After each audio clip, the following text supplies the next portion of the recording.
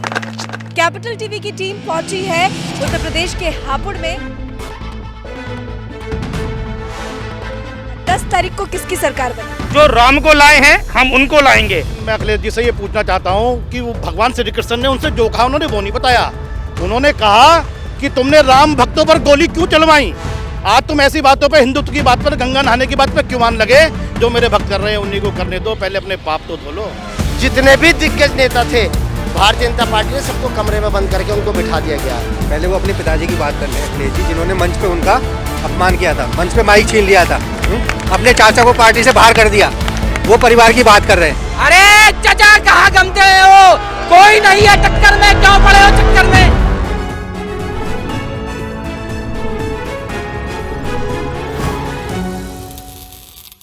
नमस्कार, capital TV देख रहे हैं आप। मैं हूं आपके साथ पूजा। उत्तर प्रदेश में चुनाव की तारीखों का ऐलान हो चुका है और कैपिटल टीवी की कोशिश यही है कि ग्राउंड रिपोर्ट पर उतर के आपको पल पल की जानकारी दे, अपडेट दे कि जनता का मूड क्या है, क्योंकि जनता के नब्ज को टटोलना बहुत ज़रूरी है। और कैपिटल टीवी की टीम पहुंची है उत्तर प्रदेश के हापुड़ में, तो जनता से जानेंगे। सबसे पहले आप सभी का बहुत बहुत स्वागत करती हूँ कैपिटल टीवी में। चाहे बात हो बीजेपी की, चाहे बात हो कांग्रेस की, या बात हो समाजवादी पार्टी की, या बात हो आम आदमी पार्टी की, हर पार्टी एक्शन मोड में है। और यहाँ पे सिर्फ किसी एक पार्टी के समर्थक नहीं मौजूद हैं। आपको बता दूं, समाजवादी पार्टी के भी समर्थक है, कांग्रेस के भी हैं, बीजेपी के भी हैं और आम आदमी पार्टी के भी समर्थक है।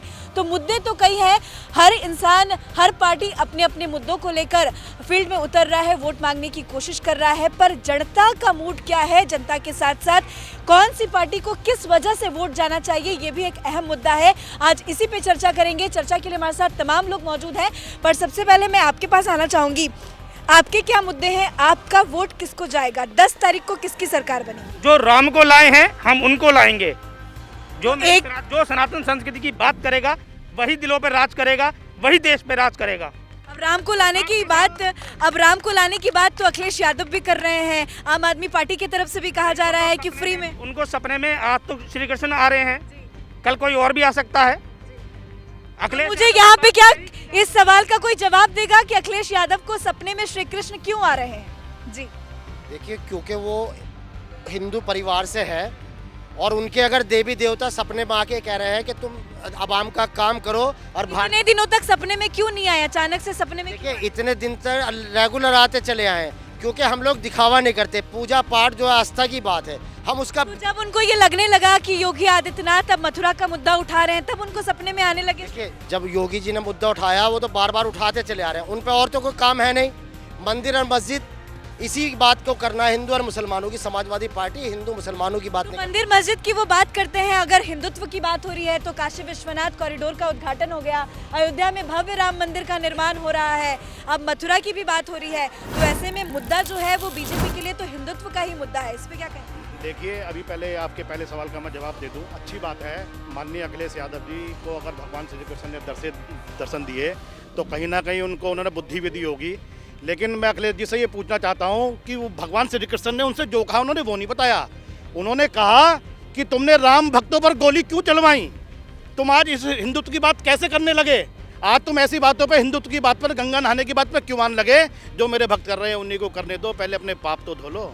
ये आपको कैसे पता चला? आपको पता चला? आपको बताया अखिलेश जी ने? श्री कृष्ण उनके सपने में आए, ऐसी मुझे भी उन्होंने आकर बताया भगवान श्री कृष्ण ने कि मैं अखिलेश यादव जी से ऐसे ऐसे कहकर आया। देखिए, राजनीति में सपने की बात हो रही है।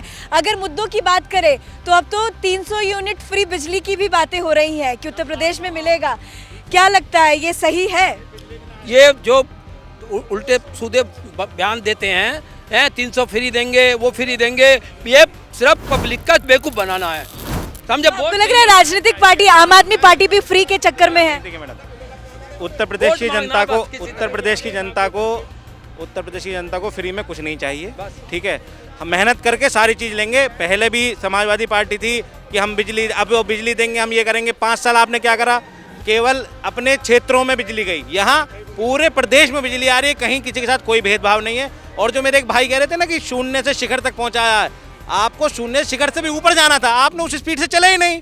अब उन 5 सालों में या 10 सालों में हमने पीछे तक का कवर करके लाए हैं, तो अब लोगों को दिक्कत हो रही है। उनसे विकास देश का सहन नहीं हो रहा है।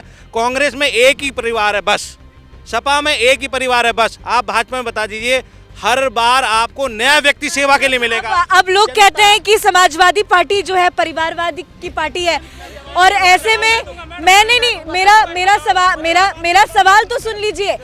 और वो ये भी कहते हैं कि योगी आदित्यनाथ और मोदी क्या परिवार का सुख दर्द जाने, इस पे क्या कहें? देखिए, मैं इस पे कह रहा हूँ, जो अपने परिवार को नहीं बांध पाया, लाल कृष्ण आडवाणी जी हो, मुरली मनोहर जोशी जी, लेकिन वो तो कहते हैं कि पूरे उत्तर प्रदेश की जनता उनका परिवार है। मैं बता रहा हूँ, वो बिल्कुल परिवार है। जो दिग्गज नेता हैं, अब ये 2 लोगों के 4 लोगों के बीच की पार्टी रह गई भारतीय जनता पार्टी।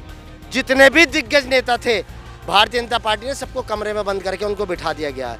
लेकिन क्योंकि अखिलेश यादव जी एकमात्र ऐसे नेता है जो सबकी बात करते हैं, ना हिंदू की बात करते हैं, ना मुसलमान की बात करते हैं, ना कोई बकवास करते हैं। लेकिन अखिलेश यादव नहीं, आपको क्या लगता है अखिलेश यादव के प्रिय मुसलमान भाई लोग नहीं है? कहा कि वरिष्ठ नेताओं को बीजेपी ने घर में बिठा दिया।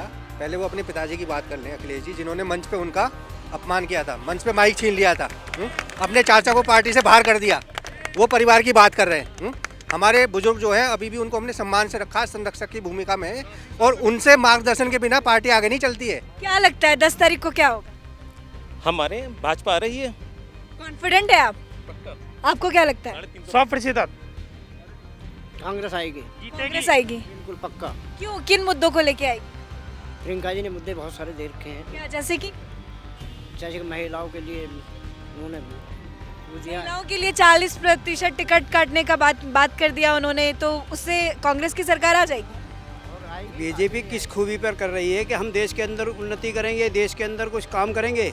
आज से पहले किया नहीं और अभी करने की उम्मीद नहीं, क्योंकि जो लोग खा रहे थे, पी रहे थे, जो भूखमरी की कगार पर पहुंचे हुए लोग, आज तक उनके लिए कुछ नहीं किया। देखिए, पूरे अभी उत्तर प्रदेश के चुनाव में अगर बीजेपी के साथ कोई टक्कर में है तो कहा जा रहा है समाजवादी पार्टी।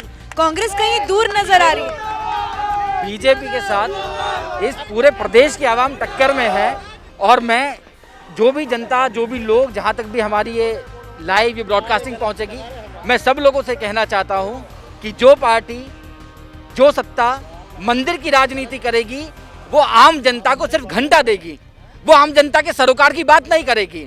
मैं चाहता हूं कि आप बीजेपी के लोगों से पूछें कि कश्मीर से अगर धारा 370 हटी तो यहाँ मेरे कितने भाइयों ने वहां जाके जमीन खरीद ली। 2017 में गोरखपुर के बीआरडी अस्पताल के अंदर 250 से ज्यादा बच्चे मर गए, और यहाँ के स्वास्थ्य मंत्री ने कहा कि अगस्त में तो मौतें होती ही हैं।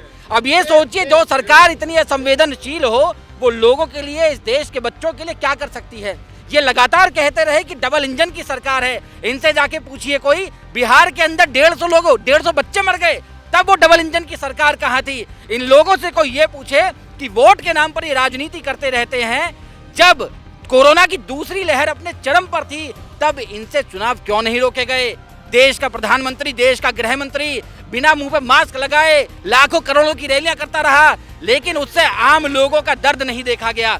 आम लोग, उत्तर प्रदेश की जनता त्राहिमाम चिल्लाती रही, लेकिन इस प्रदेश का ढोंगी मुख्यमंत्री अपनी गुफा से बाहर नहीं निकला। इस देश का प्रधानमंत्री अपने दावे से बाहर नहीं निकला। इस देश के 700 किसान अकाल मौत के मुंह में समा गए, लेकिन इस देश के प्रधानमंत्री की हिम्मत नहीं हुई कि उन परिवार से बात करे, उन परिवार के लोगों से बात करे। अब वो किससे जाके कहें कि हम वापस नहीं आ सकते, हम मर गए, हम जिंदा कहते हैं। प्रियंका गांधी ने, राहुल गांधी ने कोरोना के टाइम पे क्या काम किया, जरा बताइएगा। प्रियंका गांधी जी ने हापुड़ के अंदर प्रियंका गांधी रसोई चली। दूसरी लहर के अंदर, पहली लहर के अंदर अरे चाचा कहाँ गमते हो, कोई नहीं है टक्कर में, क्यों पड़े हो चक्कर में। कांग्रेस पार्टी के लोगों ने लगातार 100 दिन तक हापुड़ के लोगों को भूखे प्यासे चाची के इस रसोई का फायदा आपको मिला है, कांग्रेस की रसोई का फायदा मिला है? हाँ, बिल्कुल मिला है। लोगों तक पहुंचाया है राशन, हमने खुद पहुंचाया है, घर घर पहुंचाया है। और मैं आपको ये बता दूं, सभी दोस्तों को बता दूं कि धर्म हमें जोड़ता है, धर्म हमें तोड़ता नहीं है। धर्म का हम फायदा ना उठाएं, बेहतर होगा। और ये सारी ही पार्टियां, उसमें सारे ही लोग शामिल हैं, ये सब बांटने का काम कर रहे हैं। कोई हिंदू वोट, कोई मुस्लिम वोट, कोई राजपूत वोट, कोई ब्राह्मण वोट। केवल कांग्रेस पार्टी ऐसी है जिसका कोई एक स्थिर जात, बिरादरी, पंथ नहीं है, वो सबकी है, वो भारत। लेकिन ऐसा नहीं लगता कि कांग्रेस का अस्तित्व धीरे धीरे खत्म होता जा रहा है? कहाँ छुप गई है कांग्रेस पार्टी? कांग्रेस कोरोना काल में माननीय सोनिया गांधी जी, राहुल गांधी जी कहाँ गए थे? इनसे ये तो पूछे, विदेश में जाके बैठ गए थे। हमारे माननीय मोदी जी, योगी जी इस कोरोना काल में बाहर निकल कर आए, उनके लिए खाने की व्यवस्था करी, पीने की व्यवस्था करी, उन्हें भेजने की व्यवस्था करी। उनके लिए कोरोना वैक्सीन कौन लाया? इनसे जरा पूछिए। ये इटली जाके बैठ गए थे, इससे कोरोना काल में कहाँ गए? अच्छा बताइए, कोरोना वैक्सीन कौन लाया? वो सवाल पूछ रहे हैं। मेरी बात सुनिए। पहली बात, इन्होंने कहा कि लॉकडाउन में राहुल गांधी क्या थे? राहुल जी है क्या? राहुल जी को देश के पीएम नहीं है, देश के पीएम नरेंद्र मोदी जी। ये जिम्मेदारी उनकी है कि वे देश के लोगों की व्यवस्था करें। जब लोग बेरोजगार अच्छा, एक सेकेंड, मुझे एक सवाल का जवाब दीजिए। कोरोना से एक सेकेंड, मुझे एक सवाल का जवाब दीजिए। कोरोना काल में कोरोना से बचाव का एकमात्र साधन क्या है? जवाब दीजिए। कोरोना से बचाव का एकमात्र साधन क्या है? वैक्सीन है ना? अखिलेश यादव क्यों नहीं वैक्सीन लगा रहे हैं? बीजेपी की वैक्सीन क्यों कह रहे हैं? वो लोगों को भ्रम क्यों फैला रहे हैं? अखिलेश यादव को वैक्सीन लगाने में दिक्कत क्या है? मैडम, अखिलेश यादव को वैक्सीन लगाने में ये दिक्कत है कि वो कहेंगे क्योंकि भाई प्रधानमंत्री जी के अथक प्रयासों से, वैज्ञानिकों के अथक प्रयासों से वो वैक्सीन आई। अगर पहले भी तो बीमारी चली थी, महामारी पोलियो नहीं चली, पोलियो की वैक्सीन क्यों नहीं आई इतनी जल्दी? जब भी तो वैज्ञानिक थे, जब भी तो प्रधानमंत्री थे, सोच नहीं थी, विजन नहीं था। यहाँ तो कुल मिला के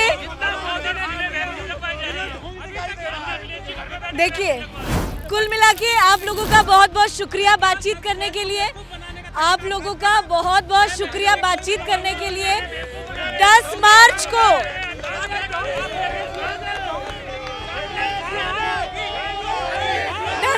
क्या होगा?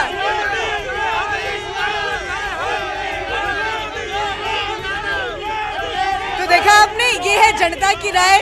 अब यहाँ मोदी भी है, योगी भी है, अखिलेश यादव भी है, राहुल गांधी भी है। और मजे की बात ये है कि अखिलेश यादव के साथ साथ अरविंद केजरीवाल भी है। तो मुद्दे तो कई है, लेकिन जनता को ये समझ नहीं आ रहा है कि वो किसे वोट दे।